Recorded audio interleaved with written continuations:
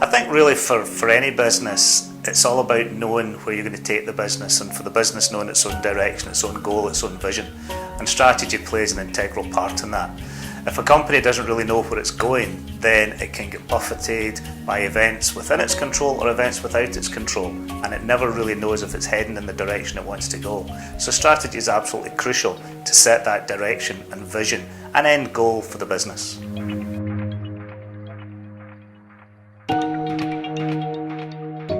No, the roadmap's not unique. What I've done with the strategy cycle that we've put together, really I would say, is cherry-pick the best ideas from a number of players, but also with my own experience over 30 years in industry and in business. So the roadmap's very much a case of helping to execute. The roadmap is about getting detail in a timely manner with measurables that take you towards that end strategic goal. But it's not unique, but I think it's extremely effective.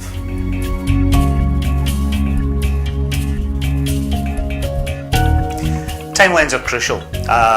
The actual scale of the timeline isn't so much important as having a timeline itself. It could be a 12-month strategy, it could be a 3-year strategy, it could be a 5-year strategy. But what's important is recognising that what you're trying to do over that time period is achievable and can be broken down into measurable steps and stages that let you know you're actually getting there. Without that kind of timeline, again, you would tend to drift because you're not setting yourselves targets and goals that you want to achieve in a specific time. And without that, you really don't know how quickly or slowly you're moving towards your end strategic vision.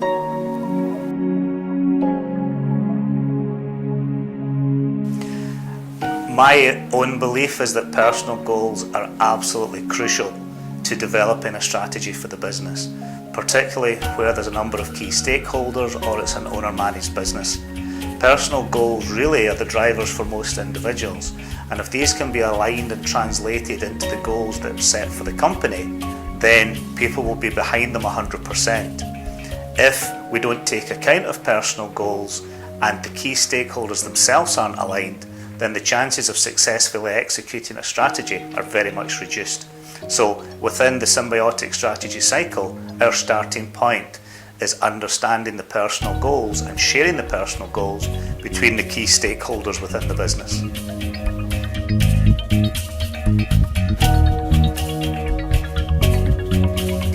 I think to a certain extent the vision and the strategy are almost synonymous. They're kind of slightly different words for the same thing.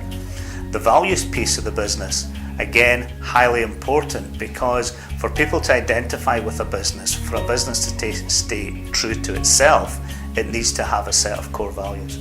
These don't have to be extremely wordy, and in fact it's often better if they're not. 3 or 4 key words that the stakeholders of a business and the employees of a business use to recognise and identify their business just help keep you on track.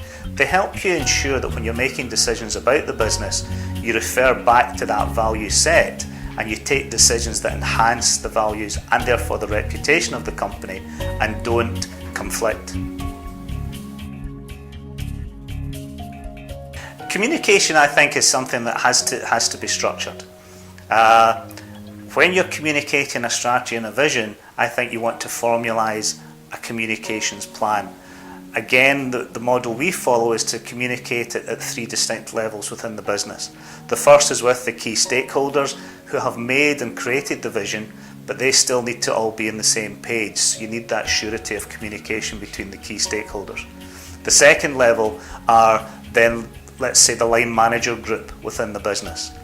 And if I was discussing a strategy with my line managers, it wouldn't be one-way communication. It would be in the form of a workshop where people get to interact, who actually get to challenge, because they're the guys on the ground that will be doing most to deliver the strategy. So it's important they buy into it, it's important they believe in it, and it's important they get the opportunity to challenge what perhaps the senior management team has come up with. Once that level of communication and workshop has been completed, then you're into the final level, which is to communicate to all employees in the business, to make sure they clearly understand the vision of the business, that they clearly understand the timescale and what the company is looking to achieve, and most importantly, what their role is and what's in it for them to help the business be successful.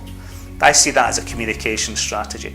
On an ongoing basis, after that initial communication, we would always suggest a quarterly wrap-up session where you look at the progress of the business and you involve all your employees and all your staff so everybody is aware of where you are on that strategic roadmap.